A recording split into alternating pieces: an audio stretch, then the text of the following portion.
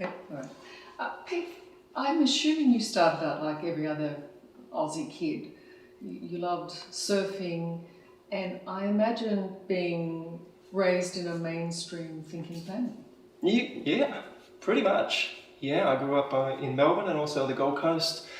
Did a lot of surfing, and yeah, I would say middle class family, and mum and dad both worked a lot, and yeah. And you're thinking about if you had a headache, I presume, or needed some medical attention, would be as your parents thought. Yeah, actually, I got sick quite often as a kid, especially in my teenage years. Well, when I was born, I had a respiratory problem, so I was in one of those humidity cribs, I think they're called, for a couple of days.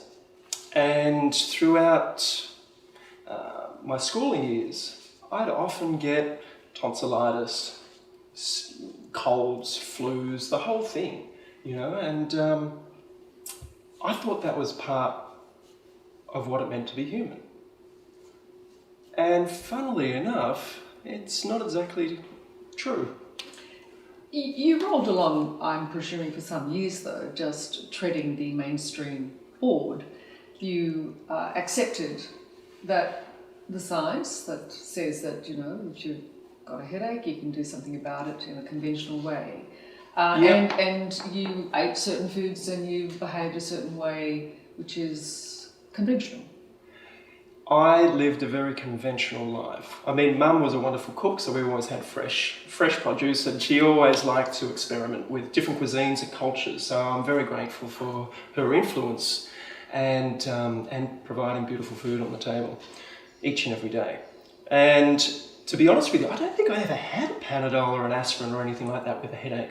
I don't think I actually ever had headaches, to be honest. But definitely had antibiotics when I was sick, and definitely visited the normal GP when I was sick, and I ate what you would call a standard Australian diet. So I had the low-fat milk or the milk, I had the cereal, I had the white bread. When we found out that brown bread was a little healthier, then we went to brown bread or wholemeal bread. And so it was this ongoing journey. So when new information came out, such as white bread to multigrain bread, we adapted, like we always do as human beings. New information comes in, we look at it, look at what the experts say. That makes sense. Let's try that. And you were vaccinated? I was vaccinated as a kid, yeah, for sure. I've got because I think we travelled overseas when I was 1. So I had the shots, whatever was required at that particular point in time. And I don't even know what they are, to be honest with you. But I know I've got the scar to prove it. And survived it quite well. I'm here right now. When did you decide that was no longer for you? This mainstream approach was no longer for you? Well, I wouldn't say that the mainstream approach isn't for me. I mean, I love the mainstream. I look at the news each and every single day. I exist in this mainstream world. I'm not off the grid completely. And so I have nothing against mainstream. I actually enjoy it. I get a lot of information from that realm, but I also look at different avenues as well, or different places of information. Some might call that natural, or some might call it alternative. So I think it's always been in my nature to be quite inquisitive and also quite curious. And I guess the fundamental thing that I can say with my hand on my heart is I don't know everything. And how do we... I was told once that when we think we know everything, that's when we start to age. To keep young and vibrant is to keep questioning, to keep searching, to keep asking the questions that you're passionate about. But there must have been a turning point. It's an interesting... One of the biggest turning points I had was actually going to an Anthony Robbins seminar. Tony Robbins, the motivational speaker. Actually, it wasn't a seminar, it was actually reading his book at the age of 18 or 19. And I read it, I think it was called Unlimited Power. And I read that book through the eyes of somebody that was just in awe and wonder of what was contained in those pages. because I had never been introduced or aware of that world of human potential, of potentially stepping outside of the mainstream narrative to explore other things that could make us healthy. Can I ask you why you went to Tony Robbins in the first place? Yeah. Well, life is full of these sort of coincidences, if you like. So when I was at the barber store, when I was 19, waiting for my haircut, my barber said, "Hey, I'm going to be half an hour, I'm running late. If you take a seat there, I've got a new book that I just bought. Feel free to read it." And that was the book. I was like, okay, I'll have a read. Half an hour later, I was like, oh. Straight after the haircut, I went out, I bought the book, I read it in 2 days. I went out, bought his next book, read that in 2 days, and I was like, wow. And what was the wow though? I mean, ultimately, I guess I'm trying to find out what resonated with you.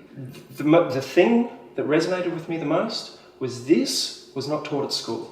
This was not taught to me by my parents. And what is this? This is a different way of looking at life, a different way of looking at ourselves, and to ask the questions, why is it that I feel this way? What are my belief systems or patterns? Do they serve me? Where did they come from? Did they come from my parents? Some of them have. Do they come from our culture? Some of them have. Do they come from, what I mean by culture, our TV programs, the way that we learn at school, our education system? So we as human beings are a collection of our experiences and our learnings. Now, when you're presented with something that you haven't seen before or even heard before, it can be like quite shocking. But had there been something going on in your life? Because a lot of young 19-year-olds wouldn't have even necessarily picked up the book. Yeah. Was there something going on? I'm trying to pinpoint. Was there something going? Were you looking for something? No, I wasn't. So you were literally sitting in a barber shop waiting for your turn, and picking up a Tony Robbins book turned your life on a dial? Pretty much. And from that, he talked about how to breathe. You know, you've heard of Wim Hof. He's become quite popular, the Iceman these days. This is 25 years later, but 25 years ago, Tony Robbins in his book was teaching you how to power breathe. I was like, what the fuck is power breathing? What is this nonsense? And then you try it, and then you, as your own detective, see how that, you find out how that feels. I did it today before this interview. I spent half an hour doing breath work. Why? Because it's exhilarating. It's one of the tools in which we can keep and stay healthy, not only my opinion, but from the research that I've studied from world experts in this field. So I wasn't searching for this, but it spoke to me in a way that, and you can agree with this, Liz, when you have been presented some new information, whether it's a book, you know, it could be a biography or a book about history, and you read it, and something speaks to you in that, and it goes, I want to investigate this a little bit further. So in that book, he also talked about nutrition. He talked about different ways in which we can reframe some of our emotional belief patterns. Also talked about how we can set short-term, long-term goals. And one of the things that really resonated with me is how to face fear.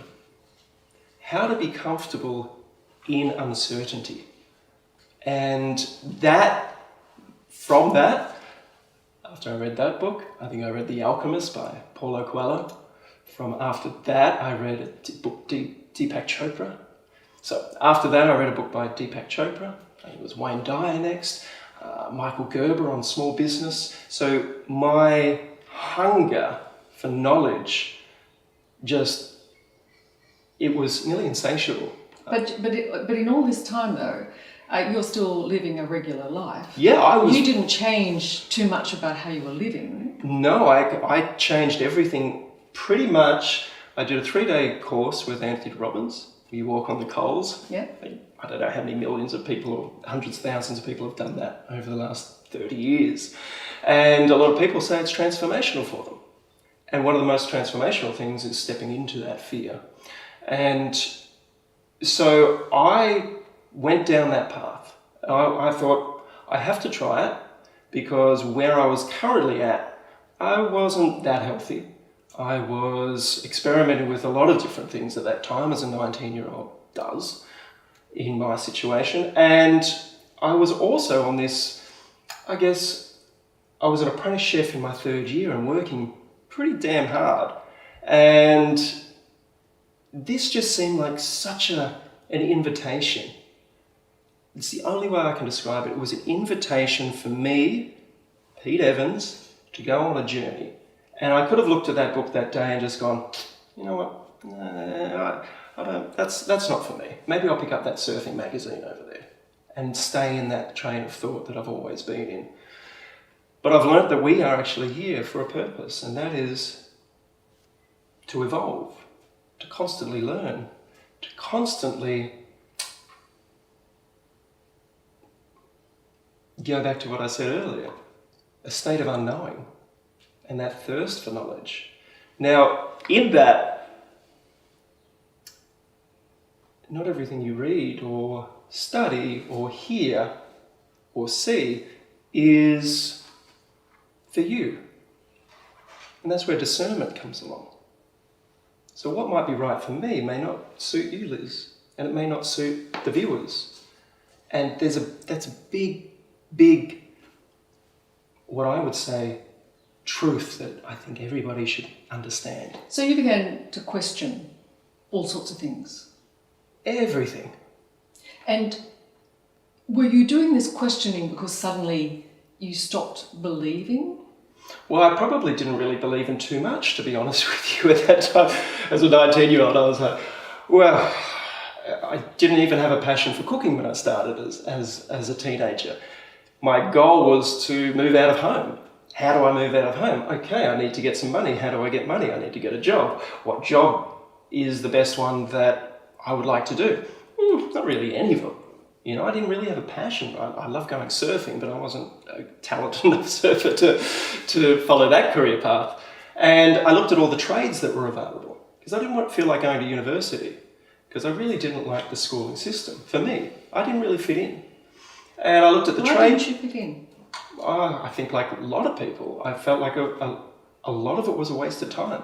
A lot of the information I was learning, how am I going to use this into my day-to-day life? And I still think that, I still feel that, you know? And I love education, you know, and some people thrive in that education system. I was not one of them. And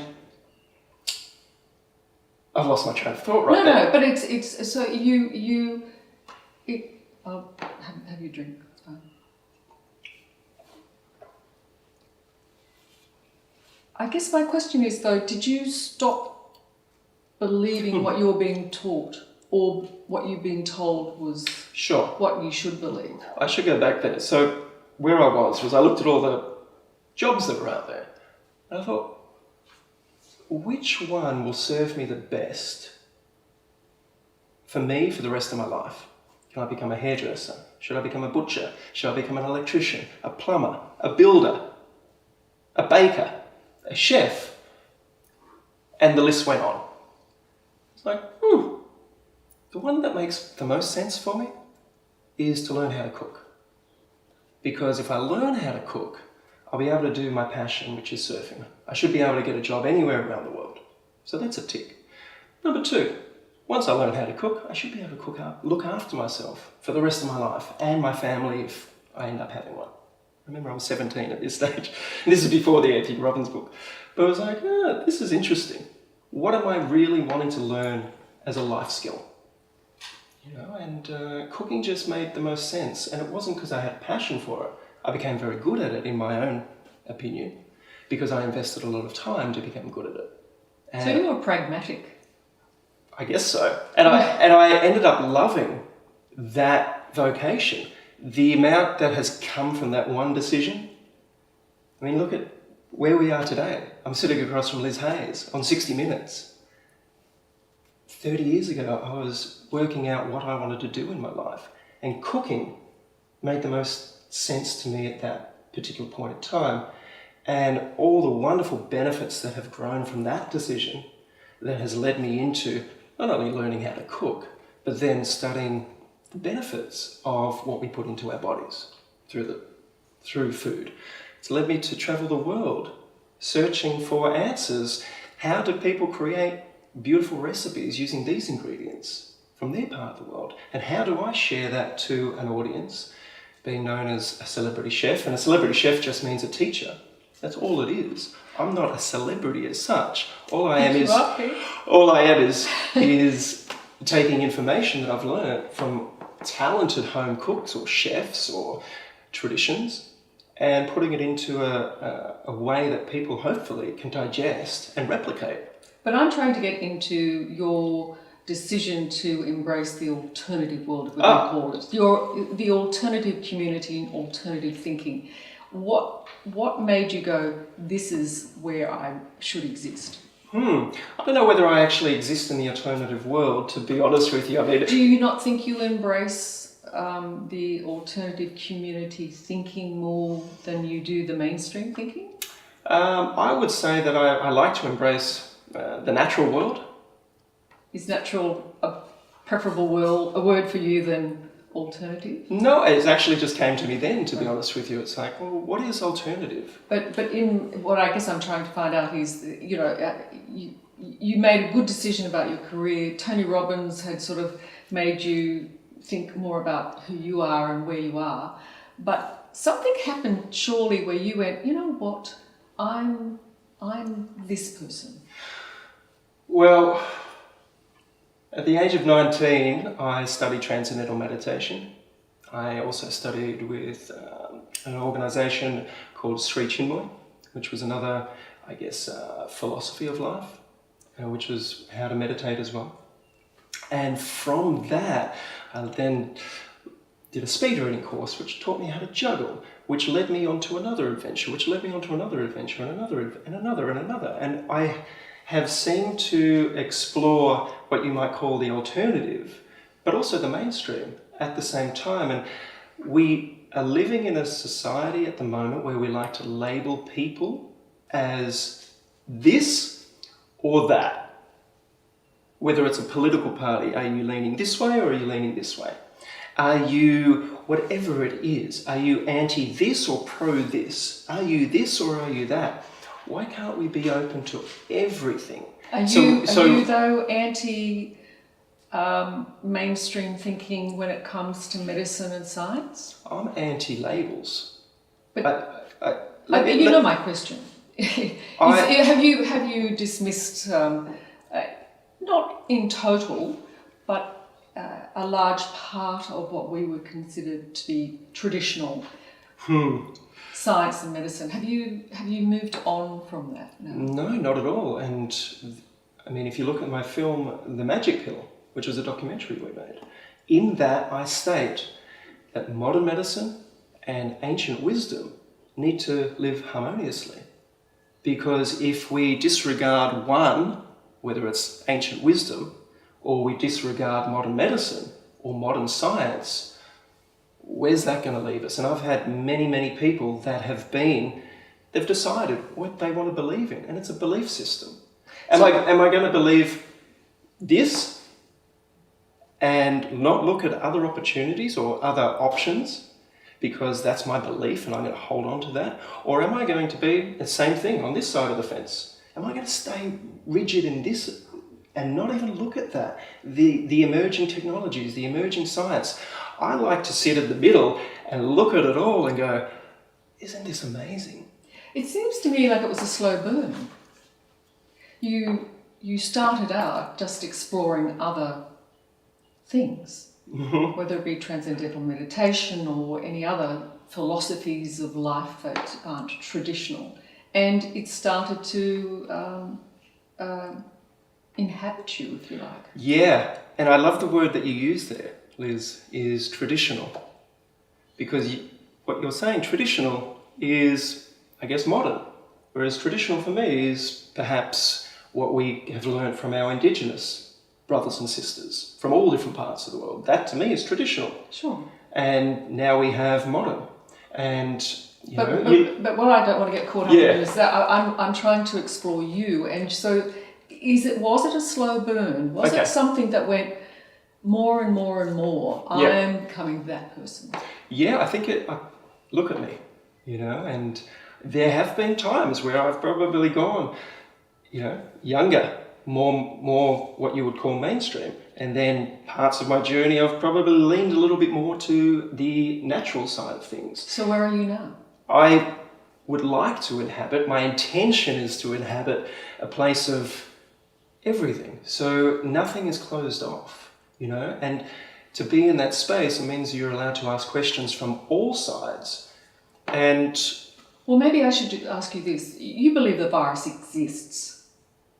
We are made of, I don't even know how many, what I heard recently, whether it's hundreds of thousands or millions of viruses. So yes, viruses exist. Does the COVID-19 virus exist? I believe it does. From all accounts, it seems to be that exists, yes. I ask you that because that's one of the many things that are said in this alternative space, that the virus simply doesn't exist. Yeah. So you accept that the COVID-19 virus exists?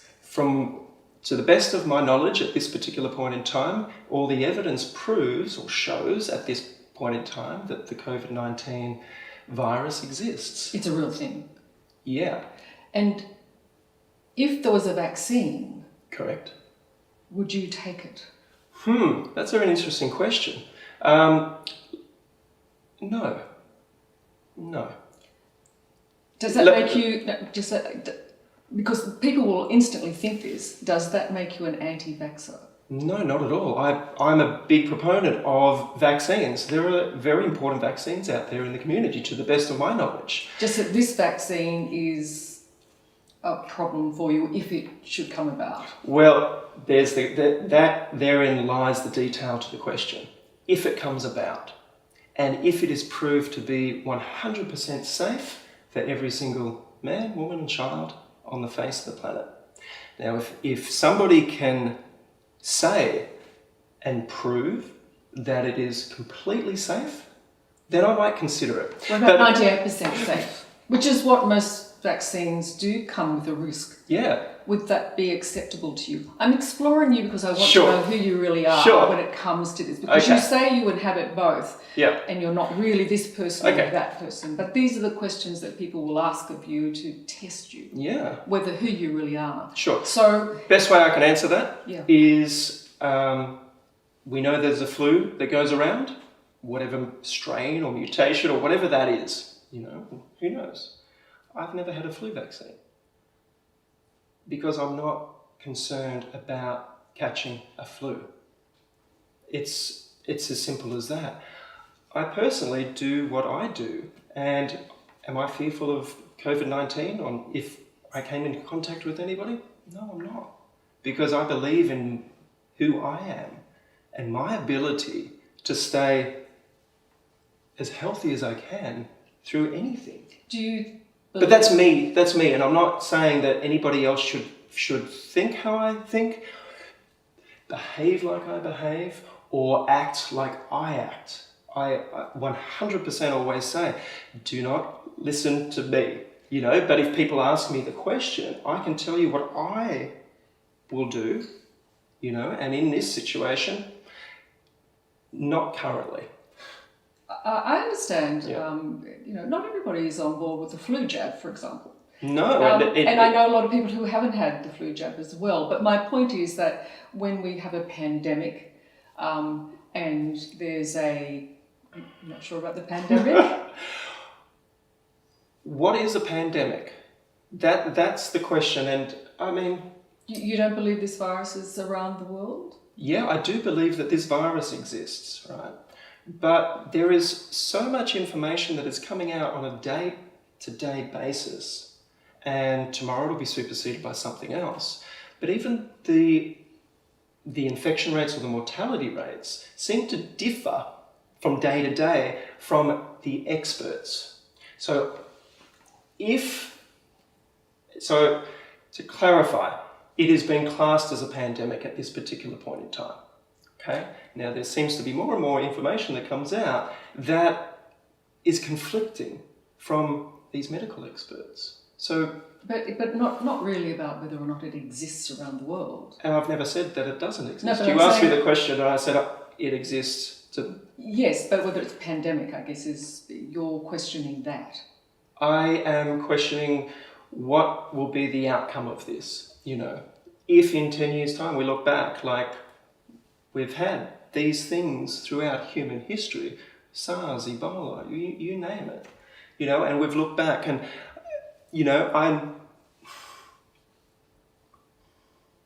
I don't know whether you've studied the Imperial College of London and the person that was responsible for the computer modelling of this virus. Are you aware? Not necessarily, Okay, but so my point is I'm not really wanting to interrogate you on that, but I understand you might have questions, but where is your belief system on these things? So from my understanding, the person or where it came out of, the computer modelling of what will happen throughout the world, and this is just from what I've understood, and I could be completely wrong, but they had predicted certain other numbers from these previous, whether it was mad cow disease or whatever it may be. And they were proven down the track that those numbers were wrong.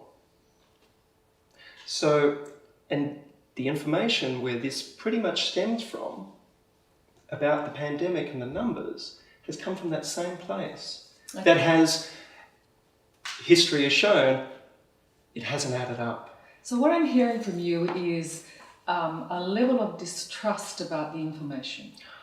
Yeah, I don't know. Is that what drives you? I think there's a level of distrust currently through our society. But in you? I question all of that. But is there distrust? Not questioning so much. But trust me. No, but my question is, are you finding yourself distrusting of information? I am finding myself let me say that again. I am distrusting some of the information because it seems to be conflicting. Now, if we open up the newspaper over the last few weeks, there will be one article in one of our mainstream newspapers that says blah, blah, blah, blah, blah. The next article below it will say something completely different. And then the next article underneath it says something completely different. Even today, we have premiers of different states saying something completely different. And we have health ministers and organisations saying something completely different. What is the truth? So you are distrusting. The question is, who knows? Because there doesn't seem to be a unanimous... It's fairly straightforward. Are you distrusting or not? I distrust information that isn't factual. Are you a skeptic? It's a good question, am I a skeptic? Because I have a very healthy skepticism about everything. Or are you deeply suspicious? Oh, that's a good one too. I am skeptical and I also am suspicious because history has shown us that, even science, and you know this as a fact, science has been bought by vested interests in so many different fields over the years. I'm sure you've uncovered some of these stories. So if science can be bought, which we know has happened in the past, not across the board, but let's just say if it was 1%. So does that bring up a level of skepticism, or is the other word that you used? Deeply distrusting. We're distrusting, but not skepticism. Deeply suspicious. Suspicious. So that's a big difference from being skeptical, which is kind of my role. Yeah. And being deeply suspicious. On certain things, I am deeply suspicious, just because it has happened in the past to have been proven that there have been vested interests that have corrupted what we would call a truthful system that we've all trusted in. And so now you're stepping closer to being distrusting and deeply suspicious of the establishment. But not in all aspects of that. I am, the best way I can describe it is Let me think about this for a sec. The best way I could describe it is, I think we need to have a healthy dose, right? Dose. And for you, everything is dosage. You know, I want to put this in so you understand and everybody understands about dosage, right?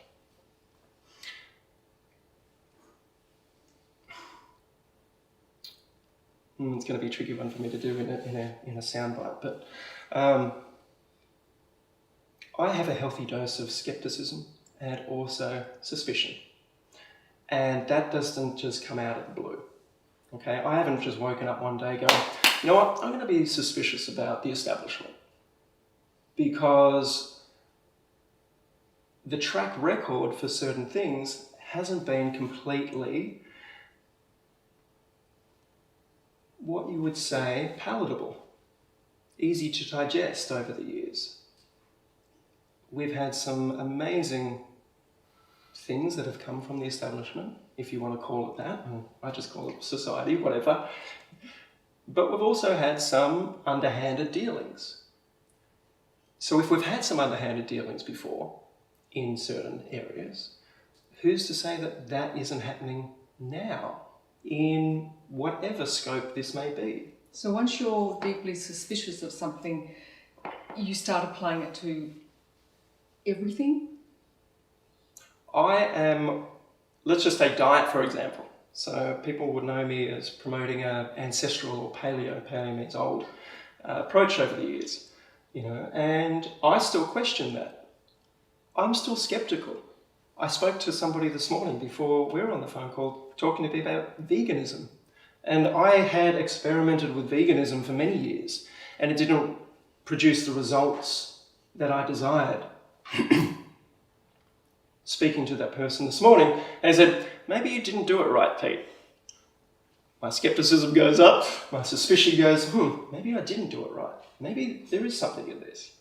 But currently on this dietary approach with paleo is that it seems to be producing the results that I have looked for. So I'll continue to be on this path, but I will continue to be open to other dietary philosophies and not just dismiss them. Like this guy, he goes, I want to come over on Sunday and have a chat to you about it. I'm like, I can't wait. Does that mean then it's possible you might be wrong about some of what you've espoused? Yeah, I could be completely wrong. And I know you'll use that as the trailer. But but that's a really brave thing to say when you've ultimately championed a certain way of doing things. And okay. So that's, you're open to being wrong. I am so open to being wrong. And if anybody that has listened to anything that I've said, I often say that. And I'll say, don't believe me. And even in my books, I say, in 5 years' time, the stuff that I've written in this book may be obsolete. You know, we might have learnt new science, new discoveries in that. You know, but to the best of my knowledge now, this is what I can share. You know, and don't just use me as your one news source, because that would be pretty strange, because that's not who I am. You know, I like to share the things that I learn. Some of it, if you listen to my podcast, I have vegans on there. I have modern professional doctors, researchers, scientists. I have the gamut. I have people that talk about crystals. I have people that talk about psychedelics and the potential healing benefits of that is backed up by new clinical studies. Now, should we be closed to things? Because here's where it gets tricky. And I'm sorry to interrupt, because the thread was, is it okay for you to say that you may be wrong? I could be wrong. And I know there's certain things that I say will be wrong. Now, can we ask that of other people and other institutions and organisations? Because let's just take, for example, the Heart Foundation. So they have stayed pretty well in one lane for decades about dietary advice. Last year, they changed their advice ever so slightly. Now, that is freaking wonderful. That is amazing. I applaud them. You know, keep going. Keep going. You're open to change. There are certain possible outlets out there that are not open to change, because if they said, hey, I was wrong, would there be class action lawsuits? What would happen to the trust of those people that have followed those institutions and organisations? Now, some of these institutions and organisations have a conflict of interest, and you are aware of that, and I'm aware of that, and more people are understanding there's conflicts of interest in certain organisations that we put our trust into. So how can we always make sure that that information that is flowing out of those organisations that may have a conflict of interest, whether it's positive or negative or neutral, can be completely 100% accurate? I can understand all of what you're saying, because there is a kernel of truth in all of that, but I haven't listened. Sorry. No, go right ahead. I guess what I'm trying to keep it to is, do you find that you're driven more by the deep suspicion rather than the skepticism? Is that what is your loss of faith almost, and that's what pushes this deep suspicion? Is that what drives you to post the things that you do, to say the things that you say? Is it deep suspicion? It's curiosity. Not deep suspicion? Well, there's elements of that in all of that. Everything. And do you think that's what kindred spirits in the alternative world share? Well, this is fascinating, because when you say the alternative world... I'm sorry, that sounds like you kind of do exist in another universe in a strange way, because you are chasing other pathways. So I'm not going to say chasing, I would say exploring. Exploring, but it's not mainstream. You know it's not mainstream. And you're aware that some things don't sit comfortably when you utter them. Yeah, but you said it's not mainstream. Now... But is that... I'm just trying to get the reasoning why we are seeing this growth in people who share not just skepticism, but do you think they all share what you have, which is that suspicion, and sometimes deep suspicion? Yeah, I think as a community or a society now, we've been shown enough evidence that an element of skepticism or suspicion is probably not a bad place to have. Is that where you start to fall into conspiracy theories, though? Because when you have that deep suspicion, you are open to conspiracy theories, and there are conspiracy theories. There's so many out there. And do you find yourself... Excuse me. You're right. And do you find yourself there, buying into these theories, and they are conspiracy theories until proven otherwise. But do you find yourself being pulled in those directions because of this suspicion? Yeah, it's interesting, and I wouldn't say a deep suspicion. I have suspicions, right? And talking about conspiracy theories, I bought a book I found it the other day. I got it 30 years ago, and it was The World's Greatest 60 Conspiracy Theories, and I read it back then. I was like, that's pretty interesting, and that was it. I was like, oh, that's interesting. I never really bought into that whole thing. Whether it was JFK or whatever it may be, aliens. And I've always had a very healthy skepticism about that world. And it's interesting over the last, say, 5 months that there has been a lot of information pushed out that you would call conspiracy theories, and I get sent so many things, and I look at it, I go, oh, I don't even want to look at that one. That's if that's true, fuck, we've got some major issues. The planet has some major issues, and I usually don't have fear, but some of the stuff that I've looked at is like, nobody could do that to those children. Nobody could be doing this. But then you read some mainstream news and you see that somebody's been arrested for doing that. But are you branching into QAnon? No, that's an interesting thing because I don't even know what that is. It's I don't think anybody knows what it is. Well, we were talking about conspiracy theories. Do you find yourself in that world because of that suspicion, and to a degree, you're saying yes? I look at it, well, not all of it, but I look at some of it. I'm going, that's interesting. Could that actually be taking place? I'll give you a great example. Could I just finish this? I'll give you a great example. So yesterday, or this last week, I've been sent something about a patent that was registered by Microsoft. And it kept coming up in messages that I was seeing. I was like, what is this? So I clicked onto the link and it's okay. It's some sort of cryptocurrency biometric scanner type thing. It's like, okay, well, the patent's been lodged by Microsoft. That's interesting. And then you read something else and it says, okay, well, that could lead to this, could lead to this, could lead to this, could lead to this. And it's a pretty wild goose chase. But then all of a sudden you see that the second part of that wild goose chase that you thought that could never happen, all of a sudden you might witness or hear that second part of that labyrinth has just unfolded. It's like, that can't be true, because I don't want to go down that path. If that becomes that, whoa. But you posted, for example, a shot of Bill Gates with his blue dots on his palms. Yeah. I mean, why did you do that if you were? I mean, do you think he is part of a conspiracy?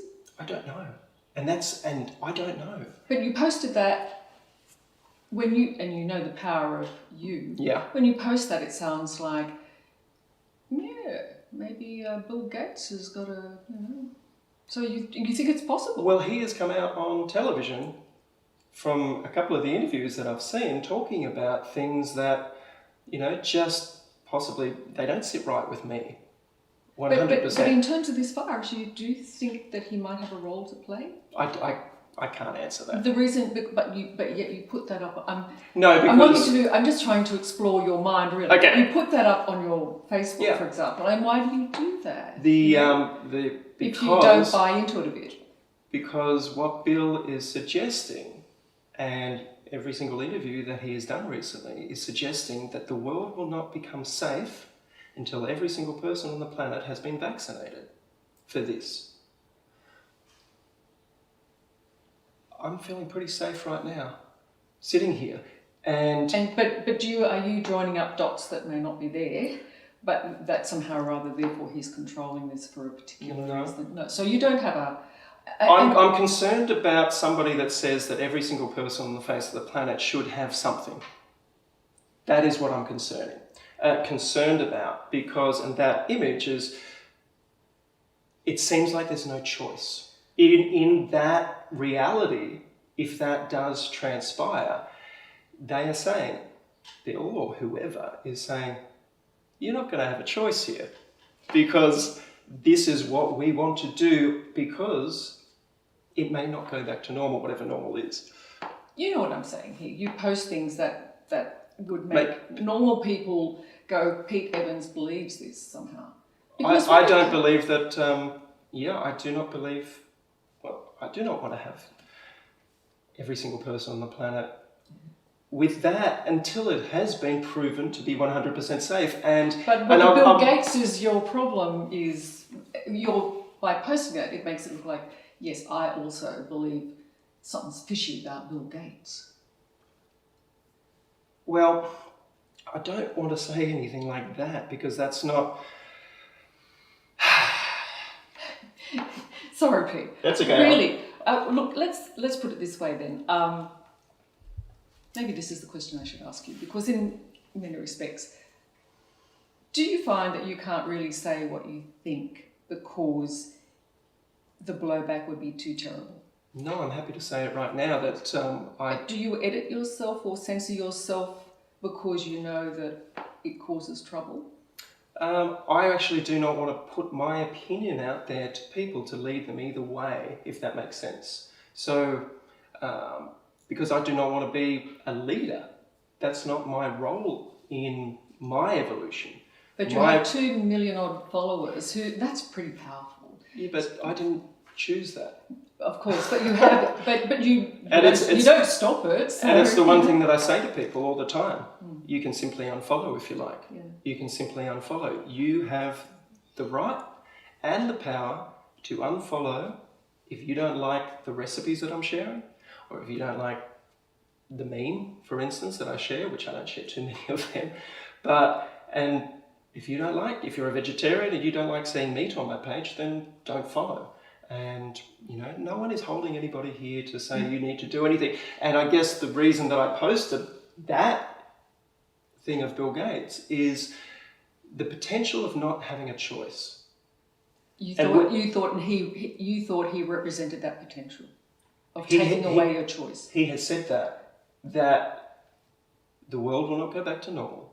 And from my understanding, this is until every single person on the planet is vaccinated for this disease or virus. But what makes you think he can force that, even if he thought that? Because he seems to be having a lot of influence with certain areas. Just like you, Pete. Because that's a responsibility, and people would say, but Pete's got the ability to influence. I don't have the ability to put something into your body. Okay. That is the truth. So the comparison between I'm not me... sure Bill Gates can put it into your body either, just quietly. I don't know. Is the World Health Organization the one that does that? Is it the governments? Could be a great story for you to look at. Are you surprised at the number of people we are seeing come out, I guess, for one of Can I just ask one quick question? Yeah, Am I sweating like a piggy? No. No, you look Cool. absolutely. Because I'm feeling... I'm sweating like I'm probing, as I said, I'm trying to explore where you come from and why you choose these pathways, if you like. But ultimately, are you finding more and more that it's hard to live in this society because of your distrust? No, actually, it's quite the opposite. The best example I can give you is, if we wanted to talk about social media, for instance, because you've brought that up, is that the demographic of my social media is pretty much mums and grandmas. I've looked at it, it's like 55 to 75 or 80 years of age. That's my demographic. And I think it's 90% women, 10% men. And it's fascinating and intriguing because from my understanding and my perception is they have gravitated towards, say, my social media or the cookbooks or documentaries, is because they've found benefits in, say, a dietary approach. Whereas perhaps they didn't find the solution they were looking for through, I'll use your word, traditional channels. So there's this interesting, reality at the moment that if there is a level of distrust, and how do we, going back to how you talked about existing in this world, I love being in this space because the amount of messages and emails and communication that I receive from people in their 60s, 70s and 80s that tell me, and it's not one person, we're talking thousands upon thousands upon thousands upon thousands of people, tens of thousands of people, say to me, Pete, I thought you were crazy, or some other word. And some come to the realization or the experimentation on, say, the dietary approach, because they're in such a position of pain and suffering that it's their last chance. If I have to go down this frickin' rabbit hole with Pete Evans that everybody thinks is crazy because I've exhausted every other avenue out there and I can't feel better, fuck it, I'll give it a shot. they come through that. I'm not saying it's for everybody, but a lot of people have come through that were in pain and suffering. And the messages that I get is, I feel like a teenager. I can't tell you how wonderful I feel. I'm doing the things that I've always loved to do. The passion, whether it's dancing or tennis or art or volunteering or cooking for their grandkids or playing with their grandkids. These are the people that I was, and others like me, was their last freaking hope. And you can imagine the courage that took. And they were, the messages that I've had over the years from guys or blokes and women and even kids, kids haven't said this, but guys have said, I thought you were the biggest wanker in the world, the biggest dickhead. But I saw the way the media treated you.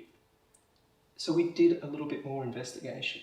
And I've got to say, mate, I am firing on all cylinders. I'm feeling fantastic. Now, so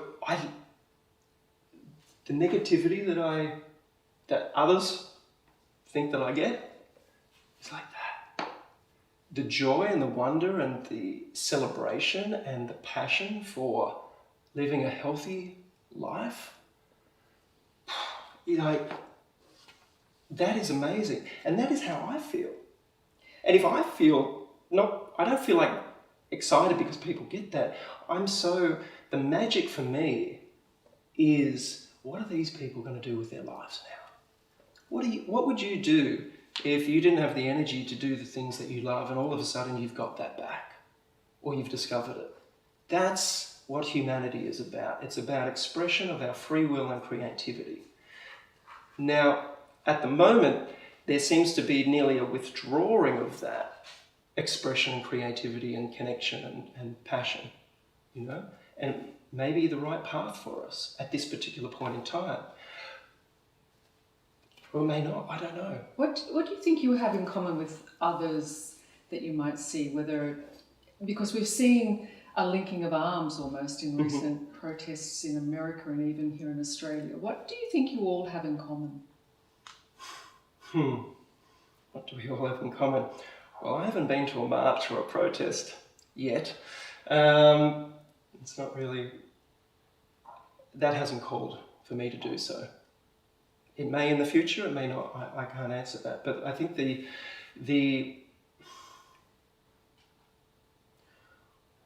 when a community or a society's values have held so high, and they still hold those values high, but when they see them being taken away, their free will, the ability to go and hug their mother or grandmother, and someone decides that only one person can visit somebody at this particular point in time, but in another state 3 people can visit somebody, or across the ditch nobody can visit anybody, or in that country they haven't done anything like this. And you've seen the stories, the heartbreaking stories of people that haven't been able to see their loved ones. You've seen the stories of people that haven't been able to connect.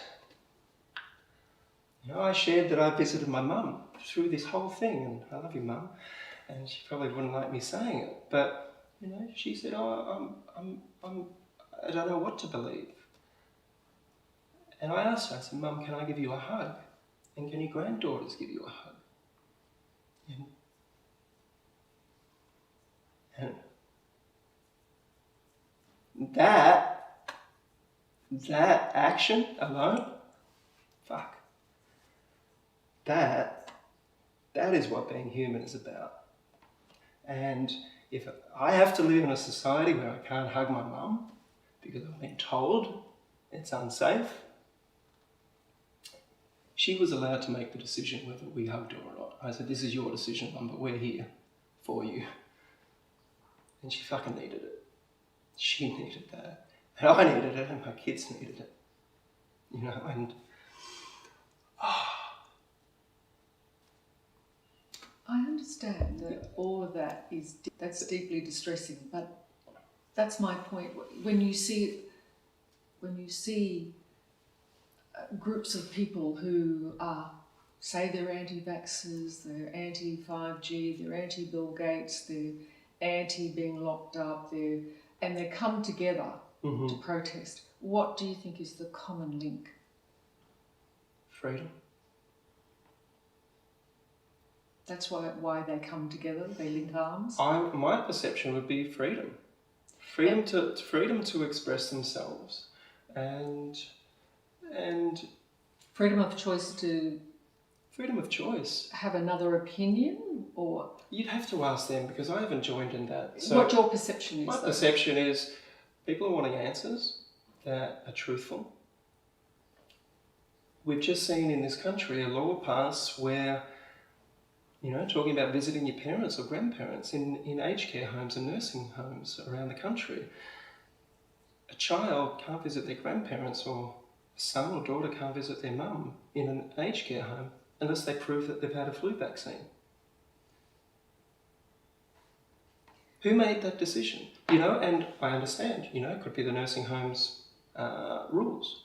So then if somebody has to decide, am I going to put my parent into that situation because it's their rules.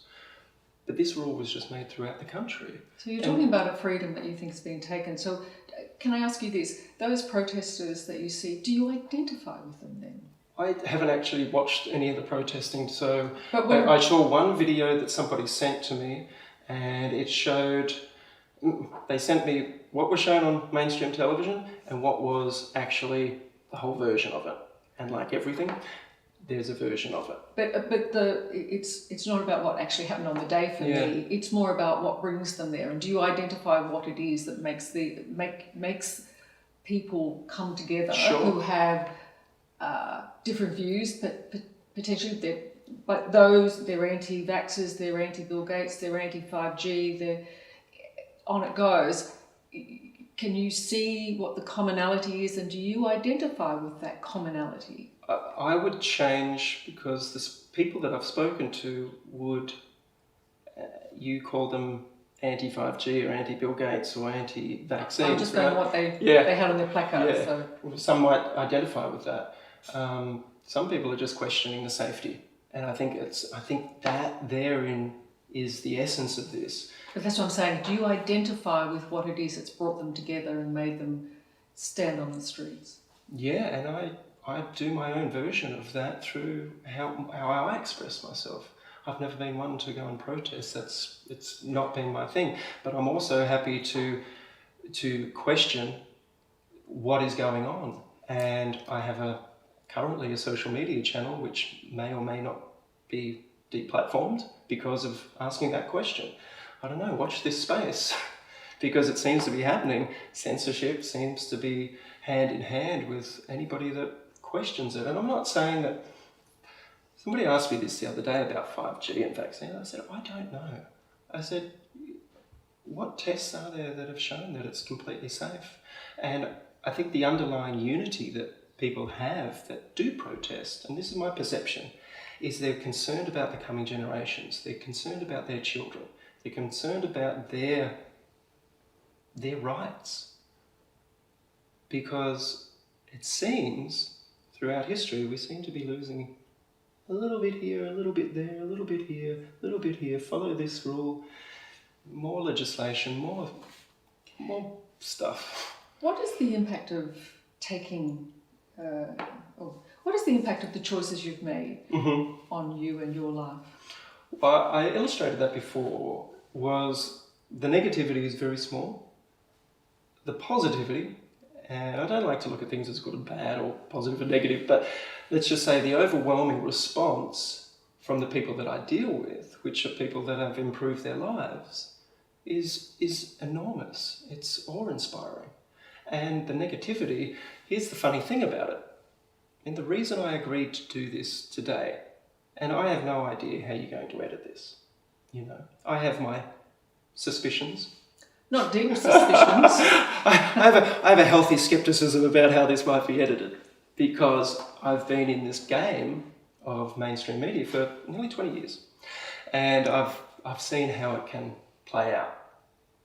And the reason that I've agreed to sit with you, Liz, is because I respect you as a journalist, and you always are going for the truth.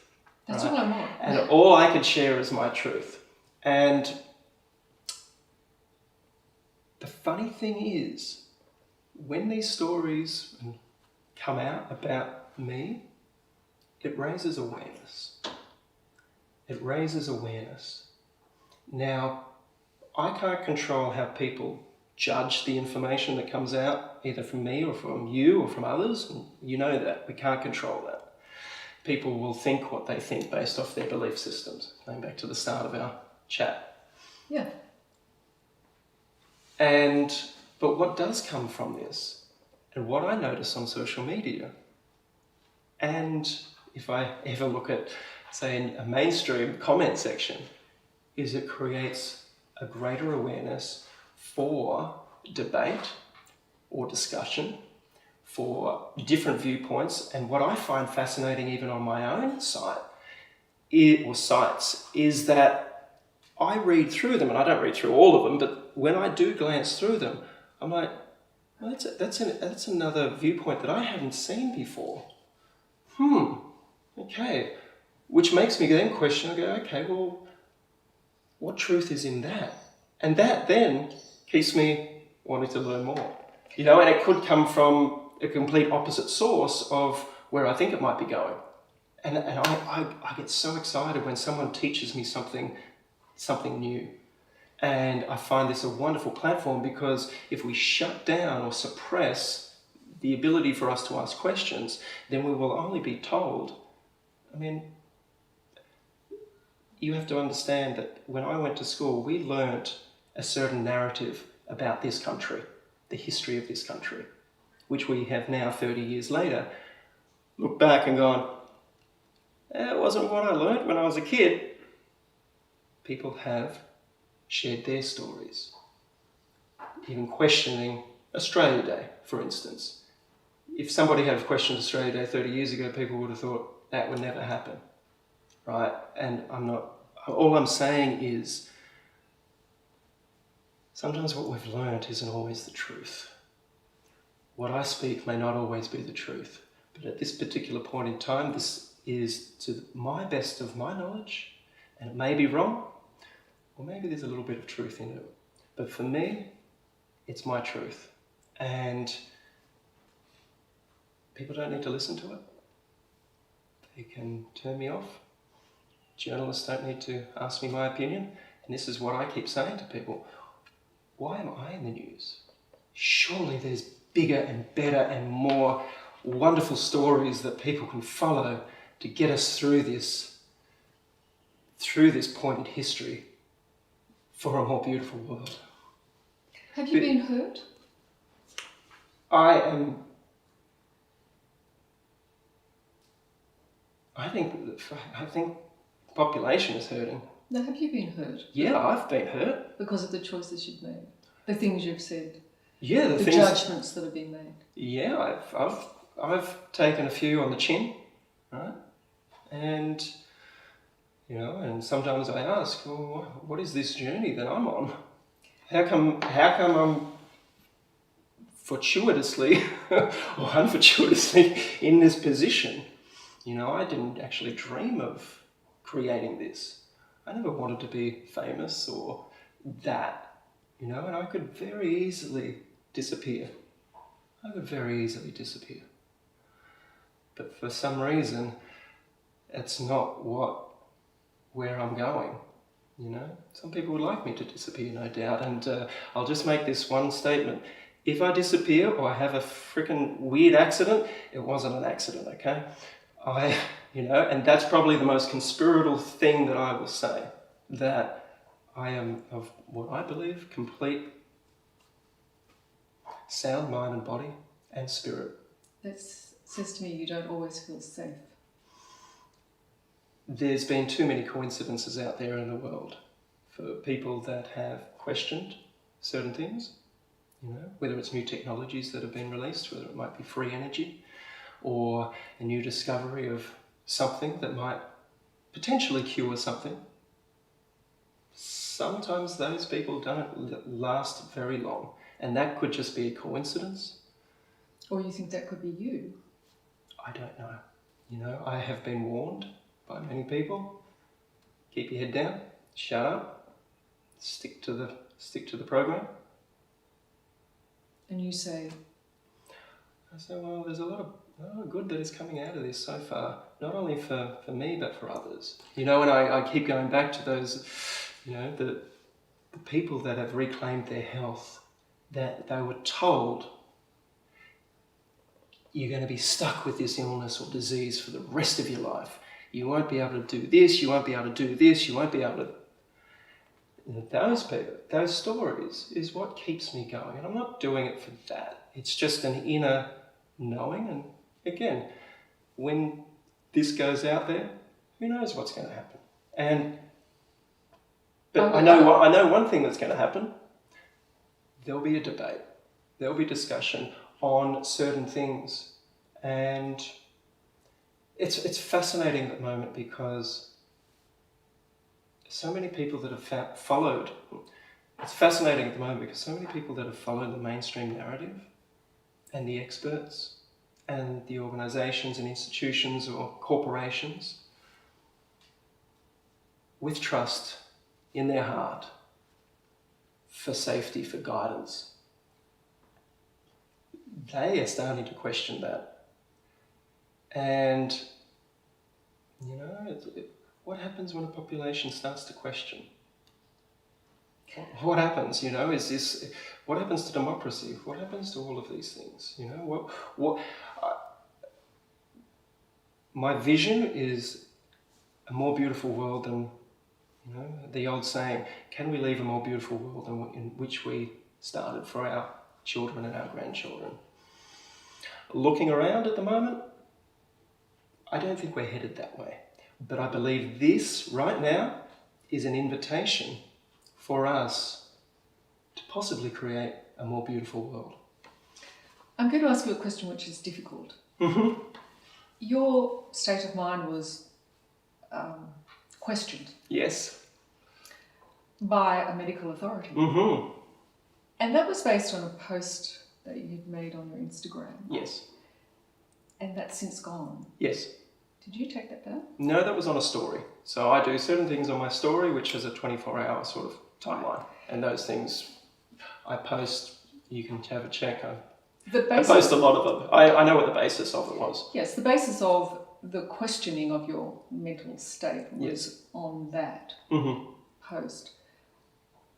Was it reasonable to say, gosh, Pete Evans thinks that people are being kept in their homes and they're going to be executed if they're coronavirus positive? And was it reasonable to think that you were thinking these things were happening? You'd have to ask them. No. Yeah. Do you think it's reasonable that people would respond with? Because I guess, did you think that? I don't know. That's the thing. It's like, well, this is an interesting concept that's out there. Like many things that I do post, it's like, oh, that's interesting. Could that possibly be true? I don't know. Where do you cross the line then? Exactly. I don't know. But as far as my mental state, I'm as grounded as I've ever been. In fact, I would say I'm physically, mentally, spiritually the best I've ever been in my life. What did you think when you heard that? Well, it wasn't the first time that organisation has written a few things about me.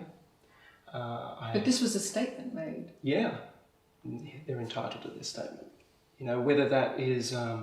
You didn't... No. Stop for a minute and go, am I caught in a bubble? No. And that's a question I should ask.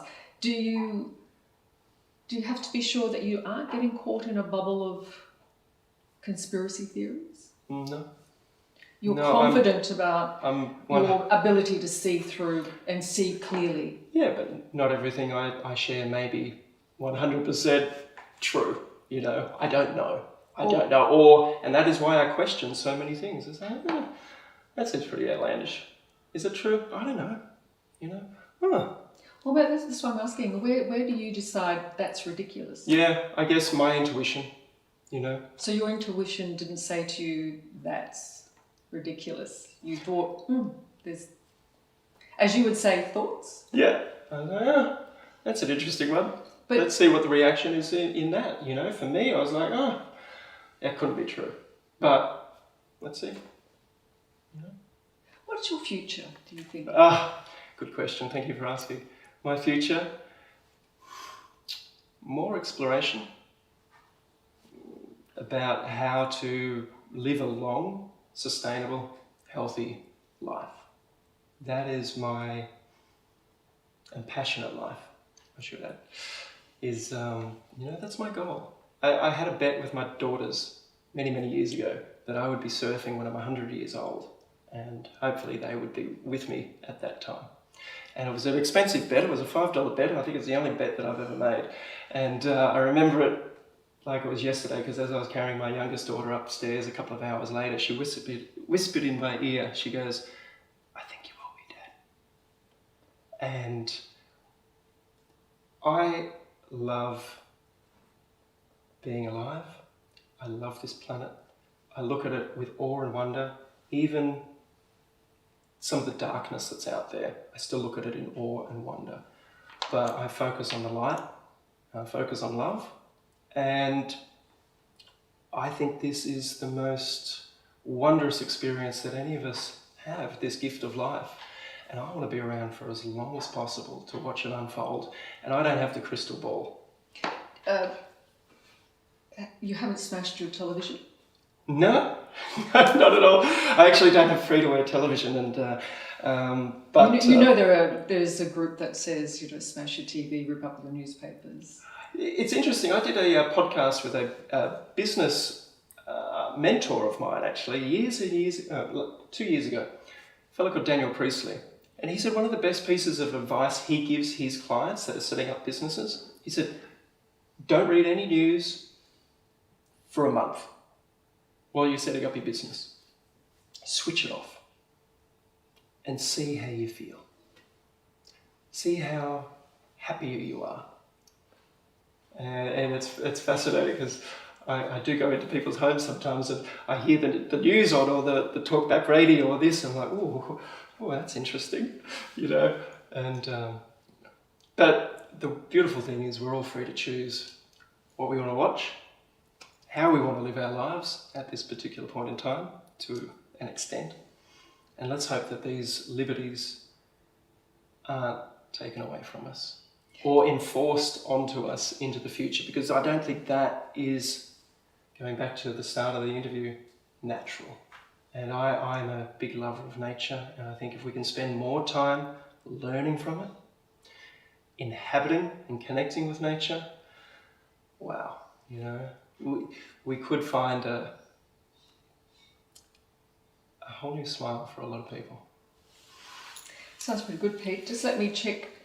Gary, what have I missed? Why is it what people like as a habit? Oh, Why okay, is it this lightning rod? Mm-hmm. This affection, it just seems to... there's more and more people sort of galvanised, and as we saw in the protest, as we see around the world. So, yeah. I think that's interesting. Is there something suspicious in it? Is that why people are coming out? Yep, I'm happy to go. Lockdown is, you were very emotional and powerful in talking about lockdown, what it meant for your family, but I'm interested in that too. I'm happy. I guess where is all that going? It's a hard one to know. I don't know, but I'm happy to talk about the COVID thing. Are you comfortable? Yeah. Okay. Yeah, very. Right. Sweating, but No, comfortable. that's okay. I feel like I'm in the interrogation seat, but I'm not.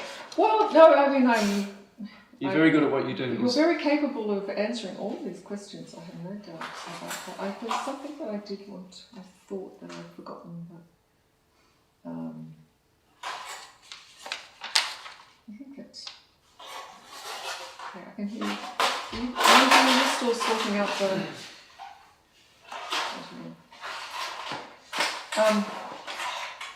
Kate, I should have got you I should have got you a sheepskin. Yeah. Sorry, so a bit more on COVID. Oh, he's gone. There he is. Yes. All right. No. Just flick your hair out of your collar since it's gone in, since you moved around then. Oh, has it? Yeah, just then it did. Yeah. Turn on. I suppose so. Oh, I'm running out of batteries here. So you're comfortable with everything done. that you've Gary, I'm going to button off. I've got a battery everything you've change done? in. Me? Yeah. Yeah, I just right. want to make sure you're Go for comfortable it, and you mate. It's don't all feel. good. All right. Do you censor yourself? Do you edit yourself because of a fear of what might come if you said what you really felt? It's an interesting question. I guess you talk about social media, for instance? I'm talking about anything that you utter. Do you find yourself thinking, if I said what I truly felt, that probably wouldn't go well? Yeah. It's like that. I mean, you have friends that you would confide in your thoughts that maybe you wouldn't share with your family members. They might think, I don't really go with that. And it's the same thing here, which I do. You know, there's certain things that I go, that's not really the outlet that I want to be expressing my belief on this, because it either could be interpreted the wrong way, or who knows what the repercussions could be if But that your came true out. beliefs, though, your true beliefs, do you find that if I actually say how I really think it is, that is something that I'm not sure would be received well? Correct, especially if I ask possibly some of the questions that I don't have the answers for, that might even seem very, very outlandish, and say, yeah, maybe I'll just hold on to that one for a little while longer until maybe something shows me a different way, you know. But to answer your question, yes, I do filter or censor my communication, as most people would do, you know. Does that make me fake or not? Transparent? I believe I'm pretty transparent. Even though you have to filter your words? Even Well- though you are having to be careful about what you say? Well, it depends on what the outlet is. That was the perfect explanation. You know, what I say to my kids is different than what I would say to when I'm up on stage teaching people how to cook or look after their health. You know, there's always, we wear, you know, as human beings, we sort of wear different masks for different occasions. But not about our core beliefs. No, our core beliefs, and my core belief as we started the interview is, how do we question everything? You know, some of the questions I'm even scared to ask those questions. But you have beliefs that you know aren't palatable. Possibly, I don't know who's eating them. Some people might like the taste of that belief. Others might find it repulsive. You know, and that's the thing. I learnt this early on as a chef. You can't please everybody's tastes. You know, some might like a little bit more salt, some might like a little bit less, some might like a little bit more spice, and some might like a little bit more sweetness. And I sort of play in those realms as well. But, but really we want the real Pete, don't we? And you can ask for whatever you like. I can only give you what I can. Why do you think this particular moment in time, the COVID virus, why do you think it has sparked an outpouring of distrust and a desire for people to start speaking out like they haven't before, it seems? Yeah, it's amazing what this COVID virus has done. You know, and again, I don't like to use the word positives and negatives, but there's so many good things that have come from this. You know, there seems to be a greater connection to family, to the family unit. There seems to be a greater emphasis or exploration of going into oneself. You know, starting a new meditation program or regime or protocol for somebody, or a health protocol, whatever that may be for somebody. But at the same time, we've also seen the flip side of that, where we've seen more domestic violence, potentially more suicides, that far outweigh what COVID has as far as mortality goes. And I'm not disregarding either, but you know, we've put into place certain protocols, and hopefully they've been the right ones. You know, I can only hope that these protocols have been the right ones. But why are we for seeing us. this uprising, do you think? What it feels like a bit of an uprising. People who may never have Yeah, decided to go public with their views are doing that. Why is that? because some things just don't make sense with this. Some things just don't add up. And it's not to say that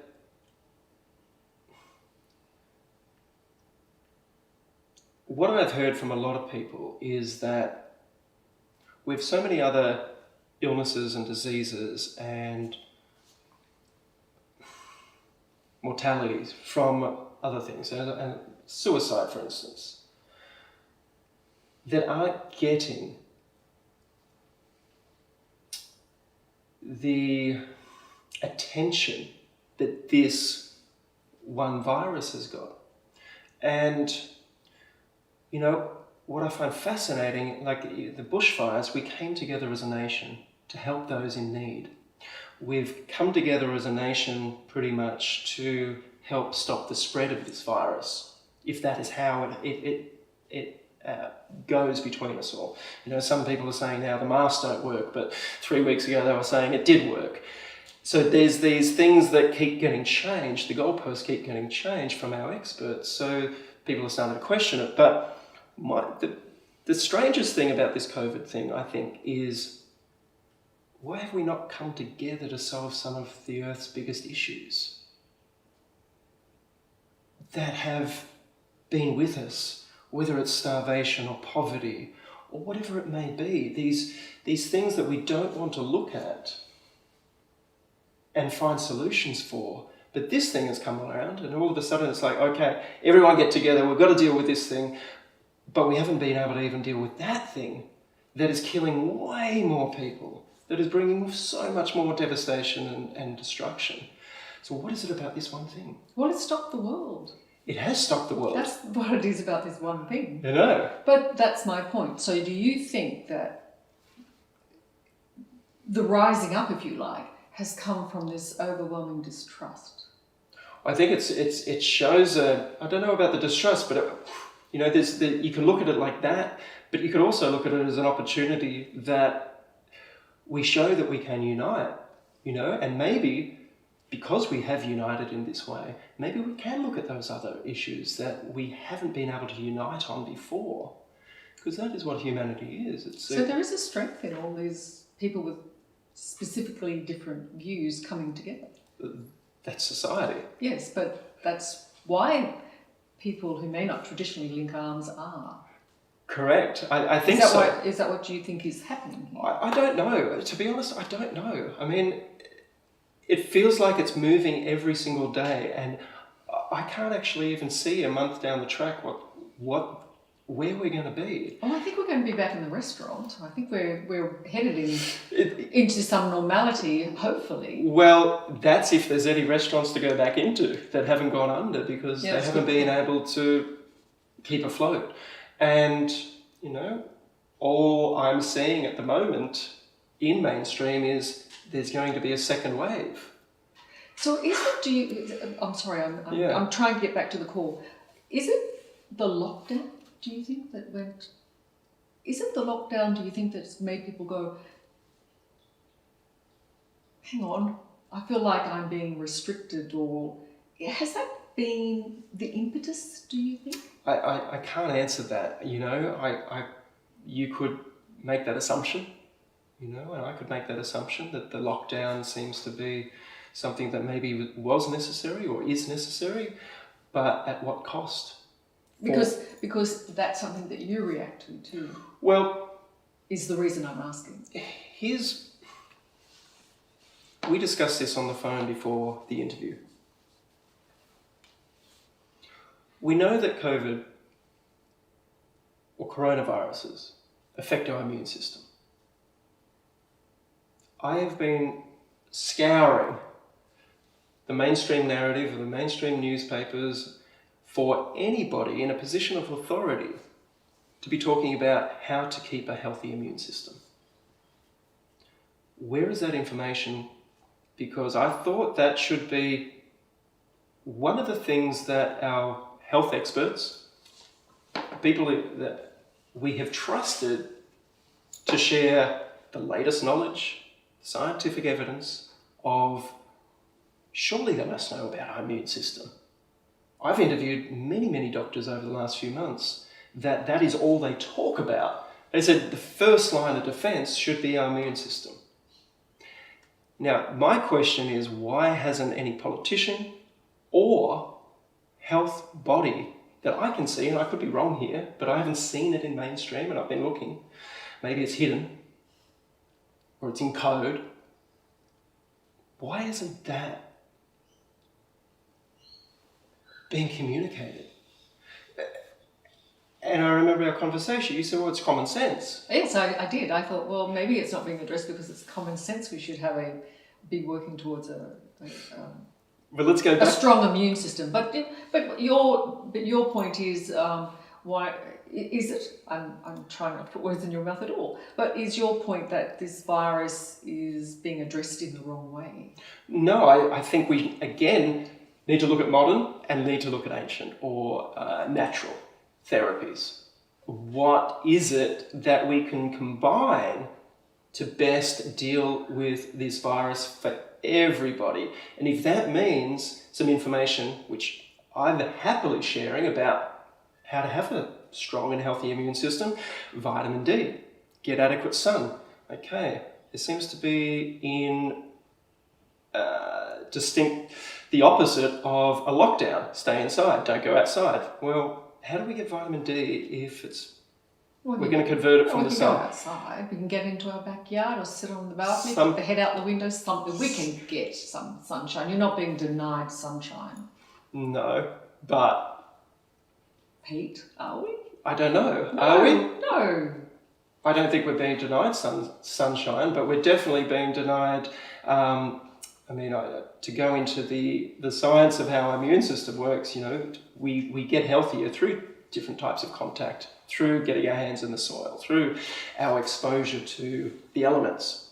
So going into the beach, for instance, the beaches are shut. And I understand the social distancing, why they put that into place, but then you can't go for a swim in the ocean, and we know how good that is for our immune system, right? Well, I don't disagree. So, don't mind a bit of salt water, I have and to then say.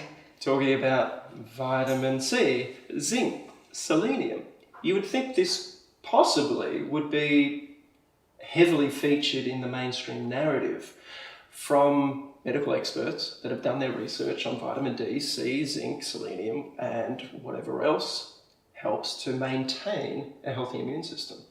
And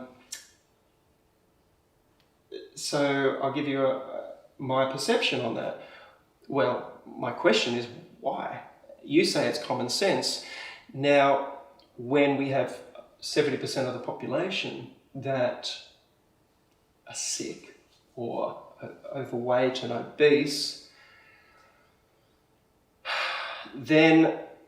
Common sense isn't common. Well, I'm not saying that, but would you, from my understanding, when you are overweight and obese, your immune system may not be functioning to its optimum. So again, where is that information coming from about, let's get some information about how to reduce obesity. I mean, a friend of mine's a cardiologist in the UK, Dr. Asim Malhotra. He is having conversations in BBC media and to politicians about how to create a healthy and robust immune system. That's happening in that part of the world. Where is it here? So that question, you might say, well, it's common sense. People should know how to look after their bodies. I, on the other hand, go, well, some of the information that I thought was healthy didn't really seem to back that up, like the old food pyramid. Yeah, no, Peter, I'm going to say something. Yeah. I was wrong. I'm totally wrong, clearly. Because you're right. We should be hearing about how to make ourselves healthier. Yeah. In this environment. I totally agree with that. I guess I was assuming the focus was on how to stop the spread and deal with what was a fairly infectious virus, and that was where I was coming from. But I agree. I think that it would be useful to learn how to improve our immunity if that's something that is, I think that should be taught in schools. well, Personally, Yeah. and how to cook nutritious food. I mean, again, we go back to the start of the interview. Where's the information that keeps us healthy, robust, being taught to us?